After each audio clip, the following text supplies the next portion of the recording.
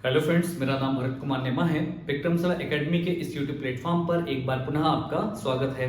MPPSC 2025 की प्रारंभिक परीक्षा के लिए विक्रमशिला एकेडमी लेकर आया है एमसीक्यू की एक सीरीज, और इसी सीरीज का आज यह 23वां लेक्चर है, जिसमें हम बात करने वाले हैं भक्ति आंदोलन से संबंधित महत्वपूर्ण प्रश्नों के बारे में। ध्यान रखिएगा, एमपीपीएससी के पुराने प्रश्न पत्रों की तरफ यदि आप ध्यान देंगे तो 2 से 3 प्रश्न भक्ति आंदोलन से पूछे जाते हैं, इसलिए यह लेक्चर आपके लिए महत्वपूर्ण है। तो आइए हम स्टार्ट करते हैं। आज का पहला प्रश्न है, अलवार संतों की संख्या थी। ऑप्शन है 10, 11, 12, 15। तो इस प्रश्न का सही आंसर क्या हो जाएगा? आंसर हो जाएगा सी, 12 थी। ध्यान रखिएगा, जो भक्ति आंदोलन है, इस भक्ति आंदोलन को दक्षिण भारत में शुरू किया गया है और अलवार और नैनार संतों के द्वारा ही यह शुरू हुआ है। अलवार और नैनार संतों के द्वारा। ध्यान रखिएगा, यदि हम बात करें तो अलवार संतों की संख्या कितनी है? 12। नैनार संतों की संख्या कितनी है? 63 मानी जाती है। अलवार मतलब वैष्णव, नैनार मतलब शिव। चलिए आगे बात करते हैं। अगला प्रश्न है, द्वैतवाद के संस्थापक थे। रामानुजाचार्य, माधवाचार्य, चैतन्य महाप्रभु, है ना? कोई नहीं। तो इस प्रश्न का सही आंसर हो जाएगा डी। ध्यान रखिएगा, निम्बिकाचार्य के द्वारा द्वैतवाद या इसी चीज को भेदाभेदवाद के नाम से भी जाना जाता है, यह दिया गया है। तो यहां से भी प्रश्न पूछे जाते हैं, तो आपको याद रखना है अद्वैतवाद के संस्थापक कौन है? शंकराचार्य हैं। विशिष्ट द्वैतवाद, ध्यान रखिएगा, रामानुजाचार्य हैं। रामानुजाचार्य। तो अद्वैतवाद शंकराचार्य, विशिष्ट द्वैतवाद रामानुजाचार्य। द्वैतवाद के संस्थापक माधवाचार्य माने जाते हैं। द्वैतवाद के संस्थापक निम्बिकाचार्य माने जाते हैं। शुद्धाद्वैतवाद के बल्लवाचार्य हैं और अचिंत्य भेदाभेद के चैतन्य महाप्रभु माने जाते हैं। यहाँ से एक प्रश्न पूछा जाता है। अच्छा, रामानुजाचार्य के बारे में ध्यान रखिएगा, दक्षिण भारत में भक्ति आंदोलन को शुरू करने का श्रेय यदि किसी को जाता है तो रामानुजाचार्य को जाता है। आगे बात करते हैं। अगला प्रश्न है, गोवर्धन पीठ कहाँ स्थित है? ऑप्शन है उत्तराखंड, गुजरात, उड़ीसा, कर्नाटक। तो इस प्रश्न का सही आंसर क्या हो जाएगा? आंसर सी हो जाएगा। गोवर्धन पीठ कर्नाटक, उड़ीसा में स्थित है। यदि हम बात करें तो ध्यान रखिएगा, शंकराचार्य के द्वारा 4 मठों की स्थापना की जाती है ना? गोवर्धन जो मठ है, ध्यान रखिएगा, उड़ीसा राज्य में है और यहाँ पर ऋग्वेद को रखा गया है। शारदा मठ की यदि हम बात करें तो ये गुजरात में है और यहाँ पर सामवेद को रखा गया है। प्रश्न पूछा जा सकता है। ज्योतिर्मठ उत्तराखंड में है और यहाँ पर अथर्ववेद को रखा गया है। और श्रृंगेरी मठ कर्नाटक में है और यहाँ पर यजुर्वेद को रखा गया है। ध्यान रखिएगा, शारदा मठ को ही द्वारका मठ के नाम से भी जाना जाता है ना? ये आपको याद रखना है। आगे बात करते हैं। अगला प्रश्न है, वेदांत सार किसकी रचना है?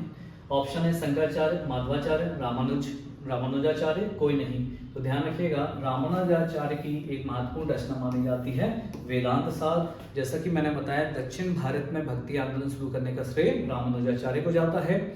और ध्यान रखिएगा, रामानुजाचार्य वैष्णव थे। और एक प्रश्न और पूछा जाता है, रामानुजाचार्य ने विशिष्ट द्वैतवाद सिद्धांत दिया है। आगे बात करते हैं। अगला प्रश्न है, महात्मा गांधी के प्रिय भजन वैष्णव जन तो तेरे कहिए पीर पराई जाने रे के रचयिता कौन है ना? तो ऑप्शन है नरसिंह मेहता, बल्लवाचार्य, कबीरदास, सूरदास। तो ध्यान रखिएगा, नरसिंह मेहता प्रश्न आ जाए, आंसर होगा नरसिंह मेहता के द्वारा ये भजन लिखा गया है। ये महात्मा गांधी का सबसे प्रिय भजन भी माना जाता है। नरसिंह मेहता के बारे में यदि हम बात करें तो नरसिंह मेहता कहाँ के थे? गुजरात के थे। गुजरात के प्रसिद्ध वैष्णव संत माने जाते हैं।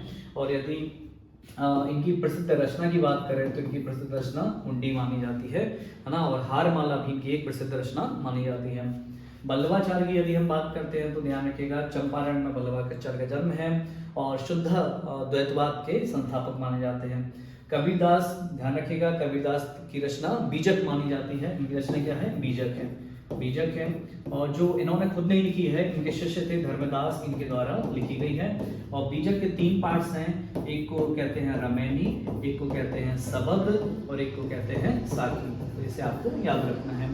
सूरदास जी के गुरु का नाम ही बल्लवाचार्य है और इनकी कई सारी पुस्तकें हैं। सूरसागर है, साहित्य लहरी है, इसे आपको याद रखना है। आगे भी हम इन पर बात करेंगे। अगला प्रश्न है, असम का चैतन्य किसे कहा जाता है? ऑप्शन है शंकरदेव, लालगिरी, दरिया साहेब, शिवनारायण। इस प्रश्न का सही आंसर क्या हो जाएगा? आंसर ए हो जाएगा। शंकरदेव को असम का चैतन्य माना जाता है। ध्यान रखिएगा, असम के सबसे लोकप्रिय भक्ति आंदोलन से संबंधित ये संत माने जाते हैं शंकरदेव। अब यदि हम यहाँ से कुछ और प्रश्न की बात करें तो शंकरदेव ने, ध्यान रखिएगा, एक शरणीय धर्म की स्थापना की है। एक शरण धर्म बोलिए या एक शरणीय धर्म बोलिए, बात एक ही है। एक शरण धर्म या एक शरणीय धर्म, इसको ही कुछ अन्य नाम से भी जानते हैं, महापुरुषीय धर्म भी कहा जाता है। महापुरुषीय धर्म भी कहा जाता है इसे, और इसको नौ वैष्णव धर्म के नाम से भी जानते हैं। नौ वैष्णव धर्म, ध्यान रखिएगा। और इस धर्म में ध्यान रखिएगा मूर्ति पूजा को नहीं माना जाता है, और साथ ही साथ दीक्षा की कोई भी बात इस धर्म में नहीं की जाती है। आगे बात करते हैं। अगला प्रश्न है, जाति पाति पूछे नहीं कोई, हरि को भजे सो हरि का होए। यह किसकी पंक्तियां हैं? रामानंद जी, कबीरदास, तुलसीदास, सूरदास। तो इस प्रश्न का सही आंसर क्या हो जाएगा? आंसर ए हो जाएगा, रामानंद जी। अगर हम बात करें रामानंद जी के बारे में तो इनका जन्म हुआ था इलाहाबाद में।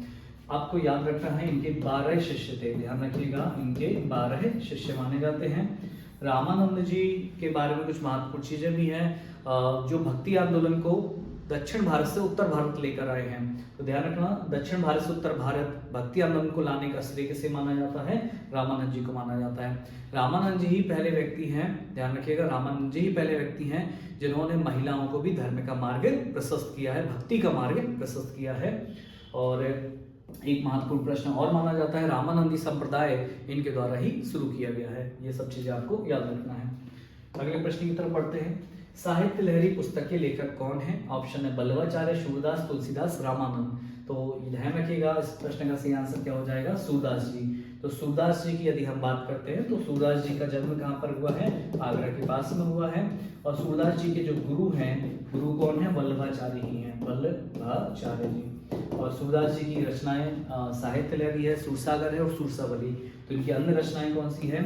सूरसागर और सूरसावली। तो ये भी अन्य रचनाएं मानी जाती हैं, इन्हें आपको याद रखना है। आगे यहाँ से एक प्रश्न पूछा जा सकता है, सूरदास जी जो है वो किसके समकालीन थे? तो ध्यान रखिएगा, मुगल सम्राट अकबर के समकालीन थे सूरदास जी। चलिए आगे बात करते हैं। गीत गोविंद पर टीका किसके द्वारा लिखी गई है? ऑप्शन है नरसिंह मेहता, बल्लवाचार्य, मीराबाई, सूरदास। तो ध्यान रखिएगा, इस प्रश्न का आंसर क्या हो जाएगा? सी, मीराबाई के द्वारा गीत गोविंद पर टीका लिखी गई है।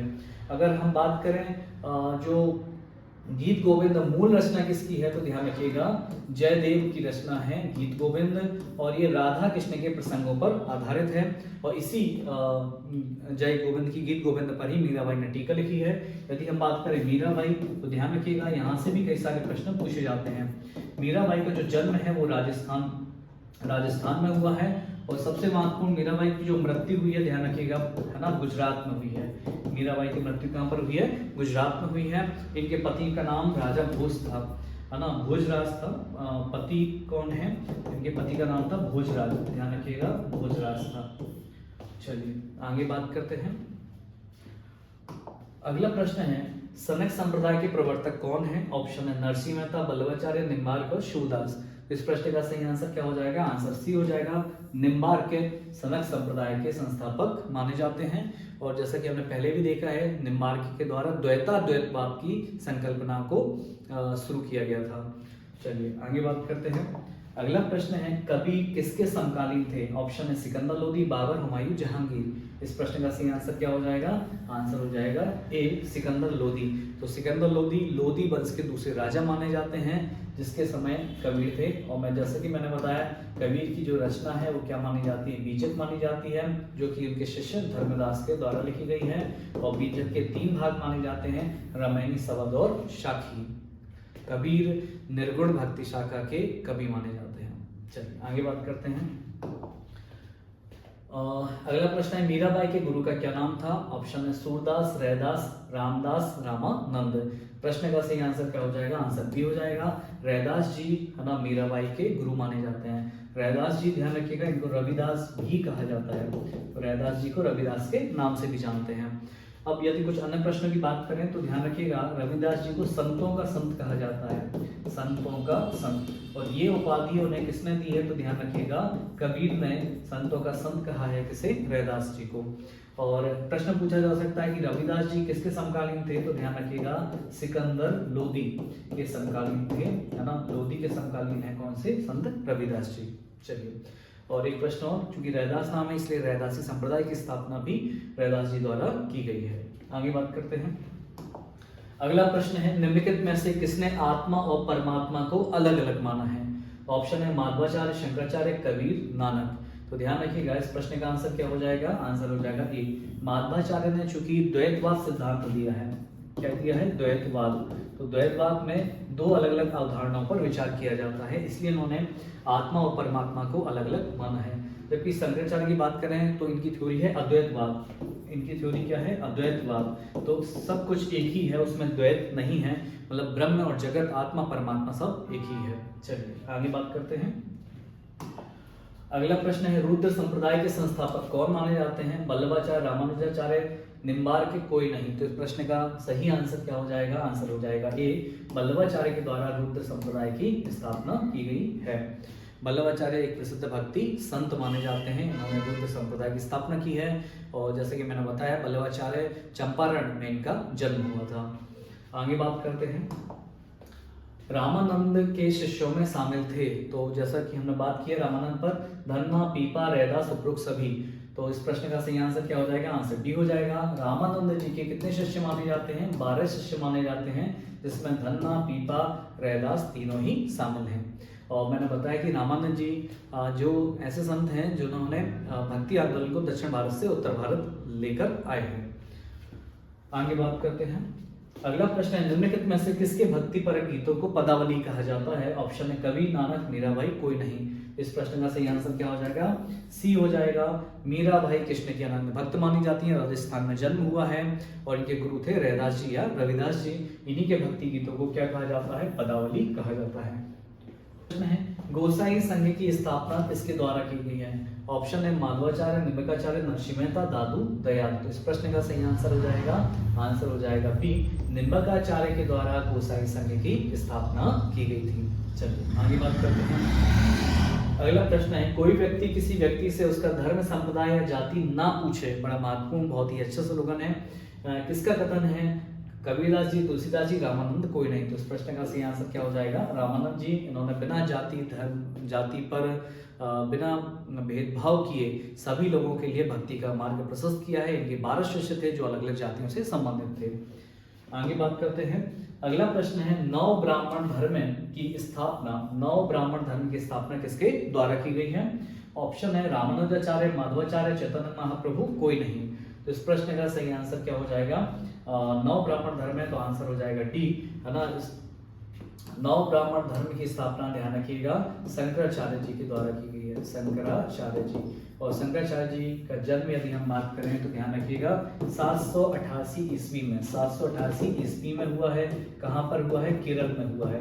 और 820 ईस्वी में इनकी मृत्यु हो जाती है। 820 ईस्वी में इनकी कहाँ पर मृत्यु कहाँ पर हुई है, बद्रीनाथ में। तो ध्यान रखिएगा बद्रीनाथ महत्वपूर्ण है। 4 मठों की स्थापना की है जो हम पहले देख चुके हैं। आगे बात करते हैं। अगला प्रश्न है, निम्नलिखित में से कौन सगुण भक्ति का उपासक नहीं था।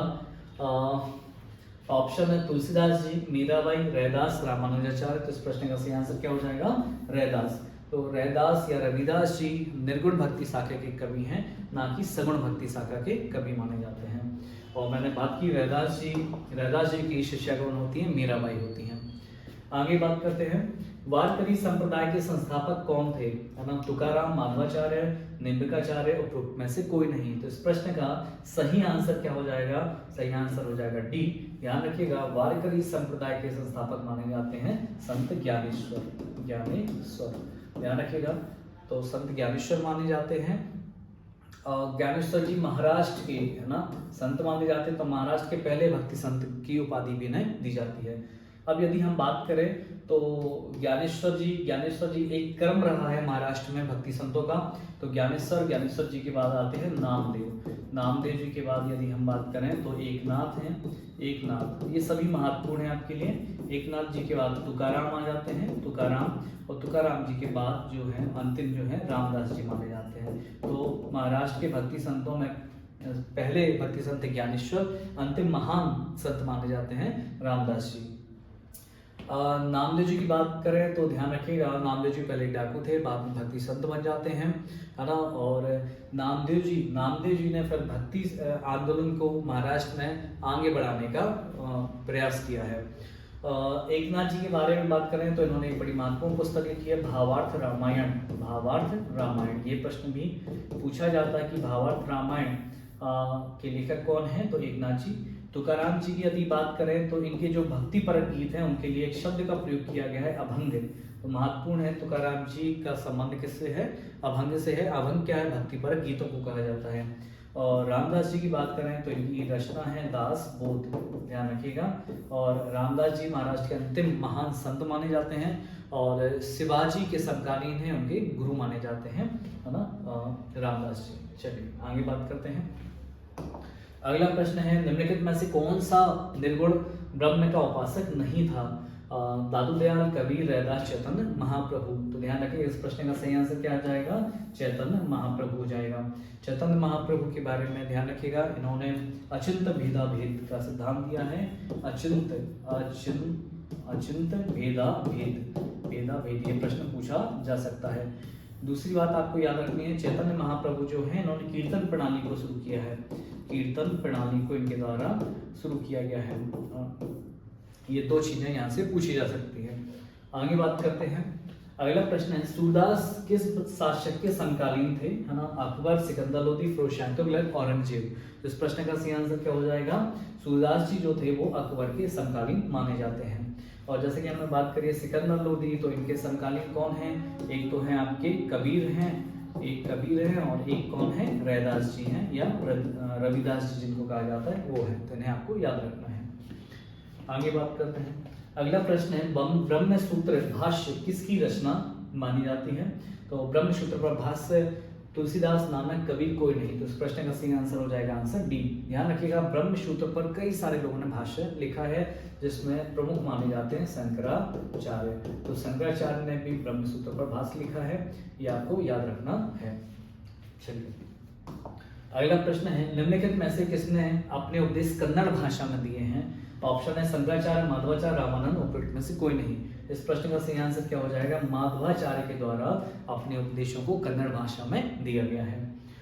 माधवाचार्य जो द्वैतवाद के संस्थापक माने जाते, माफ करिएगा, माधवाचार्य द्वैतवाद के संस्थापक माने जाते हैं। अगला प्रश्न है, निम्नलिखित में से किसके बचपन का नाम निमाई था? ऑप्शन है चैतन्य महाप्रभु, सूरदास, वल्लभाचार्य, माधवाचार्य। तो इस प्रश्न का सही आंसर क्या हो जाएगा, आंसर ए हो जाएगा।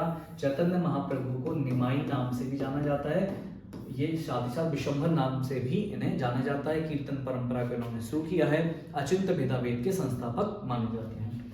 आगे बात करते हैं। अगला प्रश्न है, मीराबाई की मृत्यु किस स्थान पर हुई है? राजस्थान, गुजरात, महाराष्ट्र, उत्तराखंड। अभी हमने बात की है। प्रश्न का सही आंसर क्या आ जाएगा, गुजरात में इनकी मृत्यु हुई है, राजस्थान में इनका जन्म हुआ है। और इनके भक्ति परक गीतों के लिए एक शब्द का प्रयोग किया गया है, पदावली। ध्यान रखिएगा। अगला प्रश्न है, निम्नलिखित में से कौन कबीरपंथी था? दादू दयाल, तुलसीदास, रामानंद, कोई नहीं। तो ध्यान रखिएगा, दादू दयाल कबीरपंथी माने जाते हैं, कबीर के शिष्य माने जाते हैं। यदि हम दादू की बात करें तो ध्यान रखिएगा, इनका संबंध गुजरात राज्य से है। और सबसे महत्वपूर्ण प्रश्न है, इन्होंने एक संप्रदाय शुरू किया था जिसको कहते हैं निपक संप्रदाय। तो ध्यान रखिएगा, निपक संप्रदाय के संस्थापक कौन है? दादू दयाल है। एक और प्रश्न आता है, दादू दयाल के एक बड़े महत्वपूर्ण शिष्य थे, है ना, उनका नाम क्या था? रज्जब। तो ध्यान रखिएगा, रज्जब के गुरु कौन है? दादू दयाल है। चलिए आगे बात करते हैं। अगला प्रश्न है, निम्नलिखित में से किन भक्ति संत ने विजयनगर के कृष्णदेवराय के दरबार में सार्वजनिक बहस में शैवों पर विजय प्राप्त करी है? ऑप्शन है गुरु नानक, चैतन्य महाप्रभु, शंकराचार्य, वल्लभाचार्य। तो इस प्रश्न का सही आंसर क्या हो जाएगा, आंसर डी हो जाएगा, वल्लभाचार्य, है ना। शुद्ध द्वैतवाद के जो संस्थापक हैं, है ना, वैष्णव हैं ये, है ना। इन्होंने कृष्णदेव राय के दरबार में शिवों पर विजय प्राप्त की है शास्त्रार्थ में।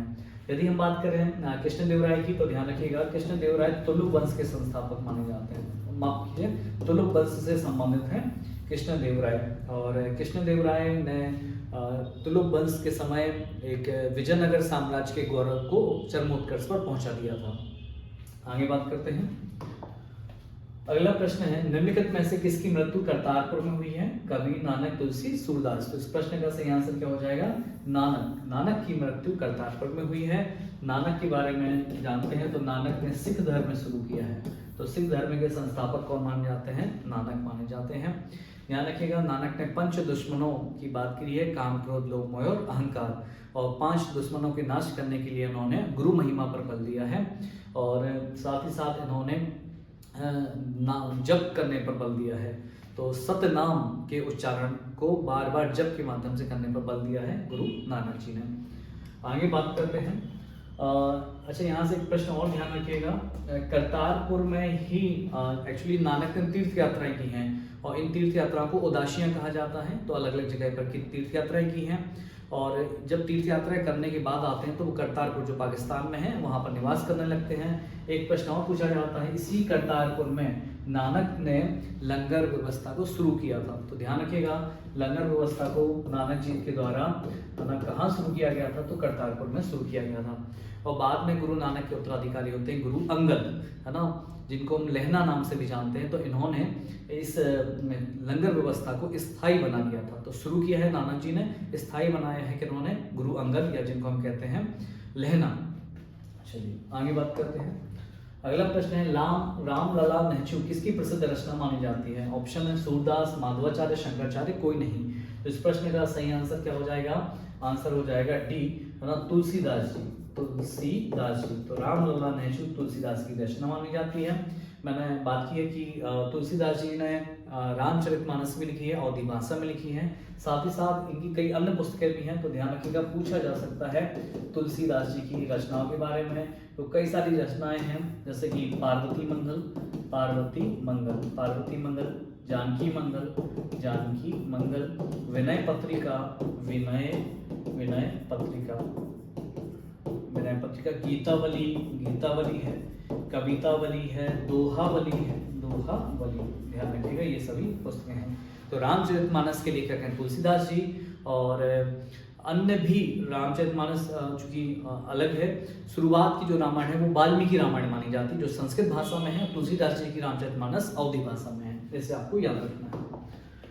अगला प्रश्न है, द्वैतवाद किसका प्रमुख सिद्धांत है? ना, रामानुजाचार्य, माधवाचार्य, निर्भयकाचार्य, कोई नहीं। तो इस प्रश्न का सही आंसर क्या हो जाएगा? माधवाचार्य के द्वारा द्वैतवाद की संकल्पना दी गई है।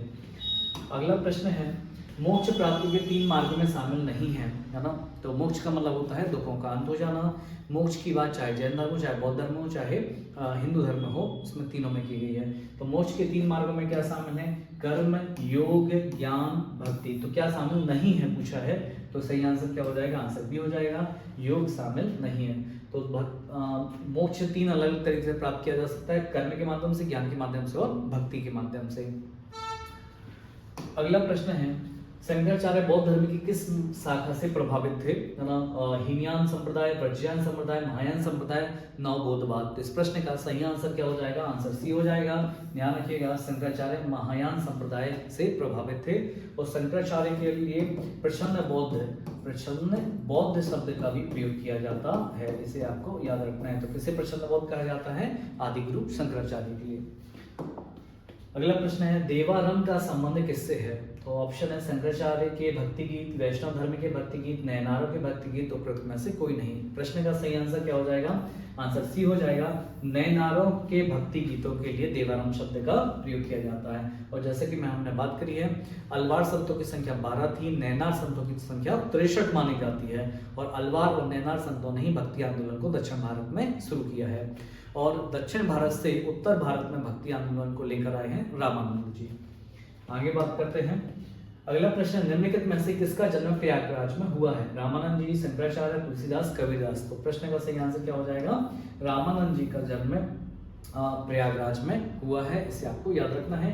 बाकी शंकराचार्य जी का जन्म केरल में हुआ है, तुलसीदास जी का जन्म उत्तर प्रदेश में हुआ है, राजापुर ग्राम में हुआ है, और कबीरदास जी का जन्म वाराणसी में हुआ है। तो प्रयागराज में जन्मे कौन है? रामानंद जी। अगला प्रश्न है, पुष्टि मार्ग का जहाज किसे कहा जाता है? ऑप्शन है तुलसीदास, रामानंद, सूरदास, कबीरदास। तो ध्यान रखिएगा, पुष्टि मार्ग का जहाज किसे कहा जाता है? सूरदास जी को कहा जाता है। वल्लभाचार्य जी जो थे, वल्लभाचार्य जी सूरदास जी के गुरु माने जाते हैं, और इन्होंने साहित्य लहरी है ना, सुरसावली है जैसी रचनाओं की, जैसी पुस्तकों की रचना की है। अगला प्रश्न है, किसे संतों का संत कहा जाता है? शंकराचार्य, माधवाचार्य, कबीरदास, रविदास। तो इस प्रश्न का सही आंसर क्या हो जाएगा? रविदास जी को संतों का संत कहा जाता है, और ये उपाधि उन्हें किसने दी है? कबीरदास जी ने दी है। आगे बात करते हैं, अष्टछाप की स्थापना किसके द्वारा की गई थी? सूरदास जी, तुलसीदास जी, विठलदास, रामानंद। तो इस प्रश्न का सही आंसर क्या हो जाएगा? विठलदास जी के द्वारा, है ना, अष्टछाप की स्थापना की गई थी। इसमें 8 प्रमुख कवि थे। ध्यान रखिएगा, वल्लभाचार्य के उत्तराधिकारी और पुत्र कौन है? विठलदास जी। वल्लभाचार्य के उत्तराधिकारी और पुत्र कौन है? विठलदास जी। और वल्लभाचार्य के शिष्य कौन है? सूरदास जी। इसे आपको याद रखना है। आज के लिए फिर इतना ही। आगे की स्लाइडों में हम बात करने वाले हैं मध्यकालीन भारत की, है ना। आप ध्यान रखिएगा। आज के लिए फिर इतना ही। धन्यवाद।